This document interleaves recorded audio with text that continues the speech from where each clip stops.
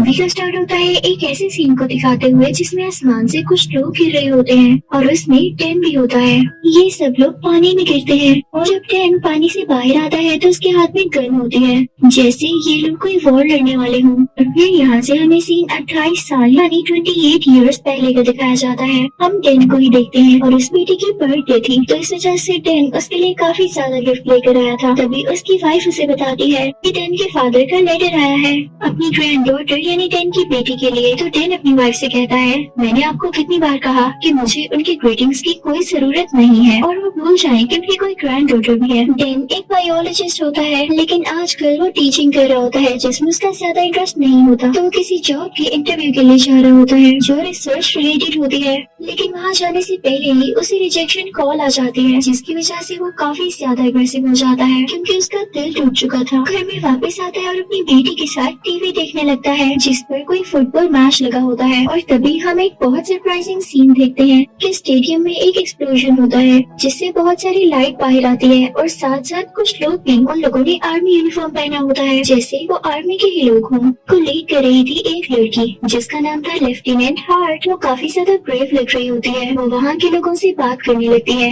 कि हम फ्यूचर से आए हैं, फ्यूचर में एक बहुत बड़ी वॉर छिड़ गई है और उसके लिए हमें आप लोगों की जरूरत है। जितने ज्यादा लोग हमारे साथ आ सके उतनी ही जल्दी हम इस वॉर पे काबू पा सकेंगे यानी इसको कंट्रोल कर सकेंगे। अब इस बात को सीरियस लेते हुए गवर्नमेंट काफी ज्यादा लोग इनके साथ भेज देती है क्योंकि वाकई फ्यूचर में कोई वॉर छिड़ गई थी और उससे लड़ना बहुत जरूरी था। अगर फ्यूचर की इस वॉर को खत्म ना किया जाता तो फ्यूचर में कोई भी इंसान बाकी ना बचता, ना उनके रहने के लिए कोई भी जगह सूटेबल रहती। अब 1 साल का वक्त गुजर चुका था। लोग वॉर लड़ने के लिए जाते रहते लेकिन वहाँ जाते ही काफी ज्यादा लोग मारे जाते और जो वापिस आते प्रेजेंट में वो बहुत कम लोग होते जिसकी वजह से उनकी फैमिलीज भी काफी दुखी हो जाती और लोग सोचते कि हम जाएं कि ना जाएं। फिर एक दिन टेन एज यूजुअल स्कूल जाता है। ना तो उसका पढ़ाने का दिल कर रहा होता है उस दिन, ना ही बच्चों का पढ़ने का। तो टेन सब बच्चों से कहता है कि ठीक है हम किसी और चीज को डिस्कस करते हैं। लेकिन तभी उसे एक मैसेज रिसीव होता है, कोई उसे रिसर्च सेंटर बुला रहा होता है कि हमें आपकी जरूरत है, फौरन वहाँ पहुँचे। अब टेन सीधा वहाँ पर जाता है। वहाँ पर जाते ही टेन को पकड़ लिया जाता है। उस पर कई ज्यादा एक्सपेरिमेंट्स करने के बाद उसके हाथ के साथ एक डिवाइस फिट कर दी जाती है और उसे कहा जाता है कि आपको हमें वॉर में भेजना होगा जो कि फ्यूचर में जाकर लड़ी जाएगी। और हम आपको ये भी प्रिडिक्ट कर दें यानी बता दें कि आज से पूरे 7 साल बाद आपकी डेथ हो जाएगी। तब तक आपको अपनी पावर उस वॉर में लगानी होगी।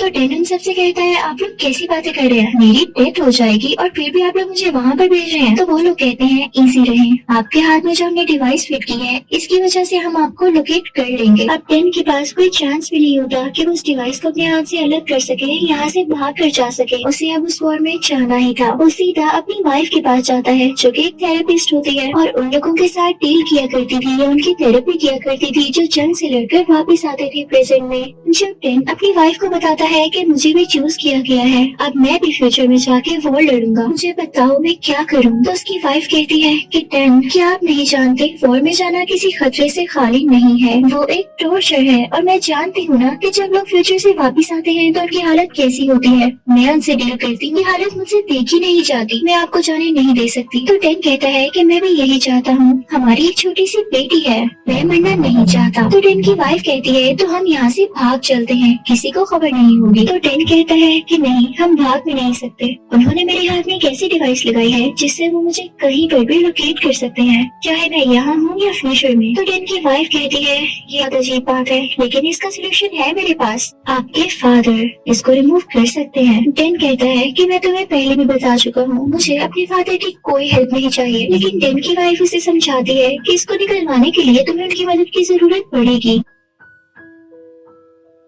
अब टेन को अपने फादर के पास जाना पड़ता है। आप भी सोच रहे होंगे कि टेन अपने फादर से इतनी हेट क्यों करता है, उनको पसंद क्यों नहीं करता। वो इसलिए कि टेन जब बहुत छोटा था तो टेन के फादर उसे और उसकी मदर को छोड़ गए थे। फिर अब टेन अपने फादर के पास पहुंचता है जिनकी पर्सनैलिटी काफी डिसेंट लग रही होती है क्योंकि वो भी आर्मी में रह चुके थे लेकिन अब अपने शौक के लिए प्लेन्स उड़ाया करते थे। टेन उनके पास जाके कहता है कि मुझे इस डिवाइस को हटवाना है। तो वो कहते हैं कि इसे इधर लेकर आओ, मैं इसे बड़े आराम से निकाल दूंगा। लेकिन लेकिन तभी टेन पास्ट की बातें छेड़ देता है कि जब आप हमें छोड़ कर गए तब आपको ख्याल क्यों नहीं आया, जिसको सुनकर टेन के फादर को गुस्सा आ जाता है और टेन भी कुछ कम जिद्दी नहीं था, तो वो इस डिवाइस को बगैर निकलवाए ही वापस आ जाता है और अपनी वाइफ के पास जाकर कहता है कि और कोई चारा नहीं, मुझे अब चुन ही लिया गया है तो मुझे वॉर में जाना होगा। तो टेन की वाइफ काफी सैड हो जाती है और कहती है अगर आपने भी इस डिसीजन को मान लिया है तो मैं आपको कैसे रोक सकती हूँ, अपना ख्याल रखिएगा। लेकिन हमारी बेटी के बारे में मैं कुछ नहीं कह सकती, वो आपसे बहुत प्यार करती है, आप उससे जाकर पूछ ले। टेन सीधा अपनी बेटी के पास जाता है। वो अपनी बेटी से कहता है कि मुझे कुछ काम है और इसके लिए मुझे कई महीनों तक घर नहीं आना होगा, तो मुझे मिस तो नहीं करोगी। तो टेन की बेटी कहती है कि पापा मैं जानती हूँ आप फ्यूचर में जा रहे हैं, आपको फॉर लड़ने के लिए भेजा जा रहा है, आप जाएं क्योंकि मैं जानती हूँ यू कैन डू इट। अब टेन अपनी बेटी को गुड बाय कहता है और उसे रिसर्च सेंटर आ जाता है जहाँ पर उनको बताया जाता है कि आगे जाके क्या क्या करना होगा। वहाँ पर टेन काफी ज्यादा लोगों से मिलता है, उनको भी वॉर लड़ने के लिए चूज किया गया था। वहाँ पर टेन की दोस्ती एक आदमी से हो जाती है जो उसको बताता है कि क्या तुमने नोट किया हम सारे लोग एक ही उम्र के हैं। वहीं पर बैठी एक लड़की काफी इंटरेस्टिंग क्वेश्चन पूछती है। वो कहती है कि अगर हमारे पास टाइम मशीन है तो हम उस टाइम में क्यों नहीं जा सकते जब ये वॉर स्टार्ट नहीं हुई थी, और हम जाकर उन लोगों को रोक सकते हैं जो हमारी दुनिया को नुकसान पहुँचाने वाले हैं। तो वहाँ पर बैठा एक आदमी उससे कहता है हमारे पास जो टाइम मशीन है वो 30 साल बाद ही जा सकती है, उसका एक ही रास्ता है और हम उसको चेंज नहीं कर सकते वरना हम बहुत बड़ी मुश्किल में पड़ जाएंगे। और यहाँ पर हमें पता चलता है कि जो लोग दुनिया को नुकसान पहुँचाने वाले हैं वो कोई इंसान नहीं है बल्कि वो काफी वियर्ड एलियंस हैं जो कि इंसानों पर अटैक करते हैं और इन सबको एलियन से लड़ने के लिए ही भेजा जा रहा है। अब यहाँ पर कुछ दिन इनकी ट्रेनिंग होनी होती है, इसको लेके कुछ लोग एक्साइटेड भी होते हैं और कुछ लोग डरे हुए भी होते हैं। अब रात को टेन और उसका दोस्त बातें कर रहे होते हैं कि तभी अलार्म बजता है, रेड लाइट ब्लिंक होने लगती है। तभी वहाँ पर लेफ्टिनेंट हार्ट आती है और इन सबको बताती है कि बहुत बड़ी अर्जेंसी हो गई है, हम सबको अभी फ्यूचर में जाना होगा क्योंकि फ्यूचर की दुनिया में हमारी एक ही लैब है जिसमें एक रिसर्च चल रही है कि एलियंस को कैसे मारा जाए।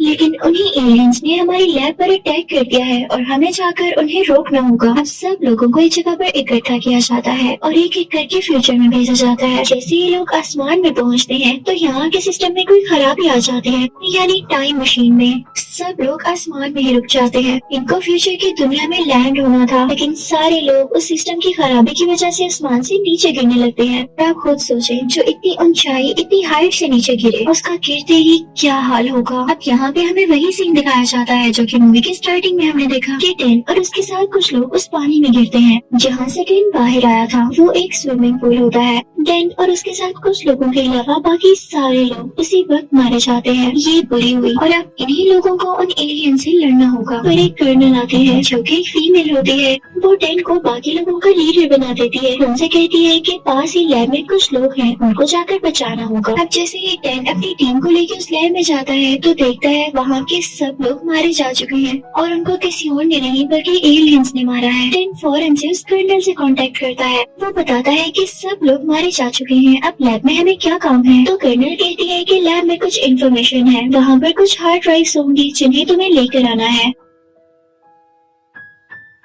लेकिन टेन जैसे ही आगे बढ़ता है उन हार्ड ड्राइव्स को लेने के लिए तो उससे पहले ही वो एलियंस उस पर अटैक कर देते हैं। लेकिन टेन और उसकी टीम जल्दी से यहाँ से बाहर आ जाते हैं और ये डिसाइड करते हैं कि जहाँ पर एलियंस का पूरा ग्रुप है उस जगह को बॉम्ब से उड़ा दिया जाएगा। अब टेन और दूर भागने लगती है क्योंकि उस बिल्डिंग पर बॉम्ब गिरा दिया जाता है जहाँ पर एलियंस होते हैं। इसकी वजह से एलियंस मारे तो जाते हैं जो कि उस बिल्डिंग में होते हैं, लेकिन बीच में टेन और उसकी टीम के कुछ लोग जख्मी हो जाते हैं। ये सब बेहोश हो चुके होते हैं और जब टेन की आंख खुलती है तो एक कैंप में होता है जहाँ पर उसके जख्मों को यानी बाउंड्स को ठीक किया गया था। उसकी टीम में से सिर्फ एक आदमी बचा था, वही उसका दोस्त। वो दोनों काफी उदास हो जाते हैं और बाहर आते हैं। बाहर एक और आदमी बैठा होता है। इनको पता चलता है कि ये फ्यूचर में 3 बार आ चुका है वॉर लड़ने के लिए। अब टेन उस आदमी से उसका नाम पूछता है तो वो अपना नाम डोरियन बताता है। टेन कहता है कि तुम 3 बार फ्यूचर में क्यों आए, क्या तुम्हारी फैमिली नहीं या तुम्हें अपनी जान खोने से डर नहीं लगता। तो डोरियन कहता है कि डर कैसे ऐसा, मुझे कैंसर है और जल्दी मैं तो वैसे भी मारा जाऊंगा, तो क्यों ना वॉर में मर जाऊं। अब टेन से काफी इंस्पायर होता है। अब वहाँ पर वो फीमेल कर्नल टेन को बुलाकर शाबाश देती है कि आपने बहुत अच्छा काम किया है और आप हमारे लिए हार्ड ड्राइव्स को भी सेव करके लाए हैं। तो टेन कहता है कि मुझे तुम्हारी शक्ल जानी बेचानी लग रही है, तुम्हारा नाम क्या है? तो वो फीमेल कर्नल अपना नाम बताती है और कहती है मैं टेन फॉस्टर की बेटी हूँ ईशानी। ये कोई और नहीं बल्कि टेन की अपनी बेटी थी जो कि फ्यूचर में बड़ी हो चुकी थी और कर्नल बन चुकी थी। टेन अपनी बेटी से कहता है I am proud of you, मुझे बहुत खुशी हो रही है। वो अपनी बेटी को प्यार करने के लिए आगे बढ़ता है तो उसकी बेटी कहती है नहीं सॉरी डैड, आप यहाँ पे सिर्फ एक सोल्जर बनकर आए हैं, ये मत सोचिएगा कि आप मेरे फादर हैं तो इसलिए मैंने आपको यहाँ बुलाया। टेन को ऐसे फील होता है जैसे उसकी बेटी का बिहेवियर उसके साथ वैसा ही है जैसा टेन का अपने फादर के साथ है। पर अब टेन की बेटी यानी कर्नल कहती है कि आप ज्यादा मत सोचें, हमें अगले मिशन पर ध्यान देना होगा। टेन पूछता है कि वो क्या? तो कर्नल बताती है कि हमें वहाँ पर जाना होगा जहाँ पर फीमेल एलियंस अंडे देती हैं। वहाँ से हमें एक फीमेल एलियन को पकड़ कर लाना होगा ताकि हमें सारा कुछ पता चल सके कि ये एलियंस जीते किस पर हैं और मरेंगे कैसे। अब कर्नल और टेन हेलीकॉप्टर में बैठ के उस जगह जाने लगते हैं। तो रास्ते में कर्नल अपने फादर यानी टेन को बता रही होती है कि देखते ही देखते एलियंस बहुत ज्यादा होते जा रहे हैं और हमें इसको रोकना होगा वरना जल्द ही ये एलियंस इतने ज्यादा हो जाएंगे कि सब इंसानों को मार डालेंगे और उनको खा भी लेंगे। फाइनली ये लोग वहाँ पर पहुँच जाते हैं। अब कर्नल अपने डैड टेन से कहती है कि आप ऊपर हेलीकॉप्टर में ही रुके, मैं नीचे जाती हूँ और बाकी लोगों की हेल्प करती हूँ उस फीमेल को पकड़ने के लिए। अब ये सब लोग उस फीमेल एलियन को केज में डालने की कोशिश कर रहे होते हैं लेकिन वो काफी स्ट्रॉन्ग होती है, किसी के हाथ नहीं आ रहे होते। इतनी देर में बाकी एलियंस को भी पता चल जाता है और वो इन पर अटैक करने के लिए आगे बढ़ते हैं। तो टेन के दिल को कुछ होता है कि कहीं मेरी बेटी को कुछ न हो जाए, वो भी फौरन से नीचे उतर जाता है। लेकिन तब तक उन लोगों ने उस फीमेल एलियन को केज में डाल दिया होता है और एक हेलीकॉप्टर के थ्रू से भेज दिया जाता है। लेकिन इससे पहले कि कर्नल और टेन हेलीकॉप्टर में जाते बाकी के एलियंस दूसरे हेलीकॉप्टर्स को तबाह कर चुके थे। तो अब इनको एक गाड़ी पकड़नी पड़ती है, इसमें ये लोग चलने लगते हैं और एलियंस भी इनके पीछे पीछे होते हैं। अब ये लोग बहुत मुश्किल से एक समुद्र के पास आकर रुकते हैं। वो कर्नल कहने लगती है कि जब मैंने आपको कहा था कि आप ऊपर हेलीकॉप्टर में रहिएगा तो आप हेलीकॉप्टर नीचे लाए क्यों? तो टेन कहता है क्योंकि मैं तुमसे बहुत प्यार करता हूँ, मैं तुम्हारी मदद करना चाहता था। तो वो कर्नल कहती है बस रहने दे आप इस प्यार को। तो टेन कहता है क्या हुआ, तुम मुझसे इतनी नफरत क्यों करती हो? तो कर्नल कहती है जैसे आप अपने डैड से करते हैं, याद है जब मैं छोटी थी तो आप मुझे छोड़कर चले गए थे, उसके बाद मामा और आप में सेपरेशन हो गई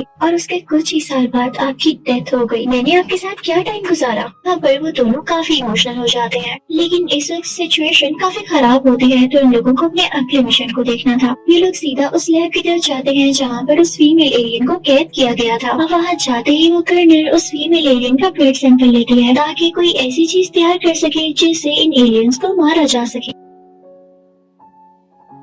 अब वो अपने डैड यानी टेन के पास जाती है और कहती है कि इन एलियंस को मारने के लिए मैं कोई टॉक्सिन बना तो लूं लेकिन हमारे पास यहाँ इतना स्टॉक नहीं है तो आपको वापस प्रेजेंट में जाना होगा और जो टॉक्सिन मैं बनाऊं आपको उसकी कॉपीज बनानी होंगी। तब तक यहाँ मैं अपनी रिसर्च कंटिन्यू रखूंगी। तो टेन काफी हैरान होता है और कर्नल यानी अपनी बेटी से पूछता है कि आप मुझे क्यों भेज रही हो? कभी आप कहती हो कि आपको अपने फादर से नफरत है। तो टेन कहती है बस करें डैड, मुझे सबसे ज्यादा ट्रस्ट अपने फादर पर ही है और मैं जानती हूँ आप कर सकते हैं। याद नहीं मैंने आपको पहले भी कहा था यू कैन डू इट। जिसको सुनकर टेन काफी खुश होता है लेकिन वो अपनी बेटी से कहता है कि मैं तुम्हें यहाँ अकेले छोड़कर कैसे जा सकता हूँ, ट्रस्ट मुझे भी तुम पर है लेकिन ये एलियंस बहुत खतरनाक है। तो कर्नल कहती है कि मैं भी आपकी बेटी हूँ, मैं इनसे लड़ सकती हूँ। तो टेन कहता है कि ठीक है मैं जाऊंगा लेकिन जल्दी वापस आ जाऊंगा। तो वो दोनों उस जगह के लिए निकल जाते हैं जहाँ से टाइम मशीन को यूज करते हुए टेन ने प्रेजेंट में वापस जाना था। लेकिन तभी उस फीमेल एलियन को होश आ जाता है और वो जोर जोर से बोलने लगती है जिसकी आवाज सुनकर बाकी एलियंस भी वहाँ पर आ जाते हैं और उन दोनों पर अटैक करने की कोशिश करते हैं। तभी एक एलियन उस कर्नल को काफी जख्मी कर देता है। टेन फौरन से अपनी बेटी के पास जाता है और कहता है कि बेटा मैं तुम्हें छोड़कर नहीं जाऊंगा। तो कर्नल कहती है कि पापा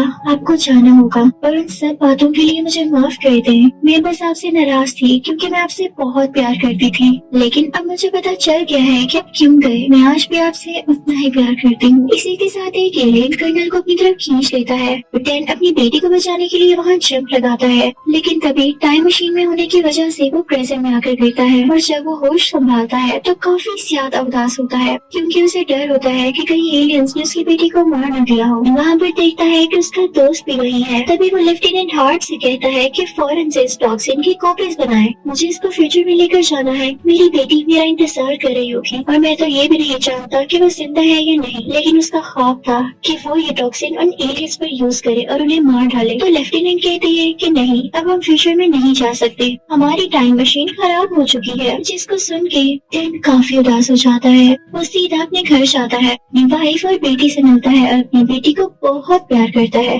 क्योंकि वो जानता था कि उसकी बेटी बड़ी होकर कितनी इंटेलिजेंट और ब्रेव गर्ल बनेगी। अपनी वाइफ को सब कुछ बताता है कि हमारी बेटी दुनिया की हीरो बनेगी। यही है वो जिसने एक टॉक्सिन बनाया है जिससे फ्यूचर में एलियंस को मारा जा सकेगा। टेन सीधा डोरियन के पास जाता है, वो भी प्रेजेंट में आ चुका होता है। उसके पास एक एलियन का नाखून होता है जिससे उनको पता चल सकता था कि इन एलियंस का ओरिजिन क्या है। टेन सीधा उस नाखून को अपने दोस्त के पास लेकर जाता है, जो कि उसको चेक करके बताता है कि इसमें लावा की राख है। लेकिन ये वो सब जानने के लिए काफी नहीं कि इन एलियंस ने सबसे पहले कहाँ पर अटैक किया और ये आए कहाँ से। तभी टेन कहता है कि रुके, मैं जिस क्लास को पढ़ाता हूँ उसमें एक ऐसा लड़का है जो हर वक्त लावा की बातें करता था, क्या पता वो हमें कुछ बता सके। अब ये सारे लोग उस बच्चे यानी स्टूडेंट के पास जाते हैं। वो बताता है कि जिस जगह लावा निकला था उसके कई साल बाद वहाँ पर बर्फबारी शुरू हो गई और इतनी ज्यादा बर्फबारी हुई कि वो लावा और उसकी राख उस बर्फ के नीचे ही दब गई और वो एलियंस भी वहीं कहीं थे जो कि उस बर्फ के नीचे ही रहने लगे।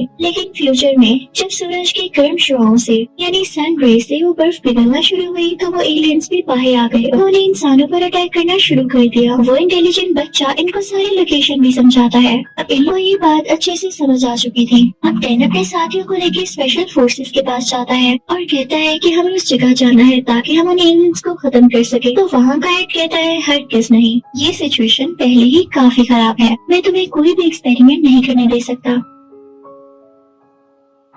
टेन पहले तो काफी होपलेस हो जाता है, लेकिन तभी उसे ख्याल आता है कि उसके फादर को प्लेन उड़ाने का काफी शौक है और उनके पास स्पेयर प्लेन पड़ा भी होगा। टेन सीधा अपने फादर के पास जाता है और उनको बताता है कि आपकी ग्रैंड डॉटर अब एक कर्नल है, वो फ्यूचर में बहुत अच्छा काम कर रही है, लेकिन अब उसकी जान खतरे में है क्योंकि एलियंस उसे अपने साथ ले गए हैं। अगर अभी हमने एलियंस को मार दिया तो फ्यूचर में मेरी बेटी की जान को भी कोई खतरा नहीं होगा। अब क्योंकि जेम्स के फादर अपनी ग्रैंड डॉटर से बहुत प्यार करते थे तो वो मान जाते हैं कि हम सब मिलके उस जगह जाएंगे। उनके साथ लेफ्टिनेंट हार्ट भी आ जाती है जिसने टॉक्सिन की कई ज्यादा कॉपीज बना ली थी और उनकी टीम में कुछ और लोग भी होते हैं जो कि वहाँ पर जाकर एलियंस को मारने वाले थे। अब ये सब लोग उस जगह पहुँच जाते हैं और बर्फ को पिघलाने के लिए ब्लास्ट करते हैं। टेन के फादर और टेन का दोस्त बाहर ही रुकते हैं और टेन खुद बर्फ के नीचे जाकर देखता है कि एलियंस रहते कहाँ थे। इन्हें एक ऐसा रूम दिखाई देता है जिसमें काफी ज्यादा एलियंस सोए होते हैं और कई सालों बाद ये जिंदा होने वाले थे यानी एक्टिवेट होने वाले थे, उन लोगों पर अटैक करने वाले थे। अब टेन कहता है कि हमारे पास टॉक्सिन तो है, हम वो इन पर यूज करते हैं ताकि ये सब अभी मारे जाए, फ्यूचर में हमें तंग न करें। जैसे ही टेन और उसकी टीम ऐसा करने लगती है तो वो एलियंस काफी शोर मचाने लगते हैं, जिनकी आवाजों से बाकी सोए हुए एलियंस जाग जाते हैं और इन पर अटैक करने लगते हैं। फिर वहाँ पर टेन का दोस्त उसे कहता है कि बस एक ही तरीका है इनको मारने का, ये बहुत ज्यादा पावरफुल है, हमें यहाँ ब्लास्ट करना होगा ताकि सब एक साथ ही मारे जाएं। तुम बाहर जाओ, इन एलियंस को यहाँ से बाहर नहीं निकलने देंगे और अगर ये बाहर आ भी गए तो तुम इनको बाहर शूट कर देना, इन पर टॉक्सिन यूज कर लेना। जैसे ही टेन बाहर जाता है तो उसके फादर भी वहाँ पर होते हैं और टेन को पता चलता है कि यहाँ पर एक बहुत बड़ी फीमेल एलियन है जो कि इन पर अटैक करने वाली है और वो इनकी तरफ बढ़ने लगती है इनको खाने के लिए या इन पर अटैक करने के लिए। टेन के पास एक आइडिया आता है और वो फौरन से अपनी बेटी का बनाया गया टॉक्सिन निकालता है और उस एलियन के पाँव पर लगा देता है। वो एलियन तो जैसे तड़पने लगती है और अपना हाथ अपनी बॉडी से अलग करके फेंक देती है क्योंकि उसका हाथ चलने लगा था। ये देख के टेन को काफी खुशी होती है कि फाइनली एक ऐसी चीज मिल गई जिससे इन एलियंस को मारना आसान हो गया है। लेकिन जब टेन के फादर ये देखते हैं कि वो एलियन अभी भी नहीं मरा और टेन की तरफ अटैक करने आगे आ रहा है तो वो अपने हाथ पर कट लगाते हैं ताकि उस खून को देख के वो एलियन उनकी तरफ आ जाए और वो भागने लगे, नीचे गिर जाए और वो एलियन भी उनके पीछे जंप लगा दे और मारा जाए। ये एक साइन था कि टेन के फादर उससे कितना प्यार करते थे और अगर वो उसे छोड़कर गए भी थे तो सिर्फ इस वजह से फ्यूचर फ्यूचर में उनकी जरूरत थी। जैसे 10 गया, वो अपनी फैमिली को छोड़ना तो नहीं चाहता था, लेकिन उसे जाना पड़ा। अब जब 10 ये सारी बातें फील करता है तो उसे रिग्रेट होने लगता है। जल्दी से टॉक्सिन बाहर निकालता है और उस एलियन के मुंह में डाल देता है, जिससे वो एलियन जलने लगता है और वहीं पर खत्म हो जाता है। यहाँ हम देखते हैं कि 10 को रियलाइज हो चुका था कि उसे अपने फादर से कितना प्यार है, और उससे कई ज्यादा प्यार उसके फादर को उससे है। अब वो सारे लोग सेफली अपने घर जाते हैं और 10 के साथ इस बार उसके फादर यानी उसकी बेटी के ग्रैंडफादर भी थे। वो सब एक दूसरे से मिलते हैं और बहुत खुश होते हैं और एक दूसरे से प्रॉमिस करते हैं कि कभी अलग नहीं होंगे। इसी के साथ इस मूवी की यहाँ पर हैप्पी एंडिंग होती है, क्योंकि अब फ्यूचर में भी कुछ खराब नहीं होने वाला था। आई होप आपको एक्सप्लेनेशन अच्छी लगी होगी। Thank you for watching.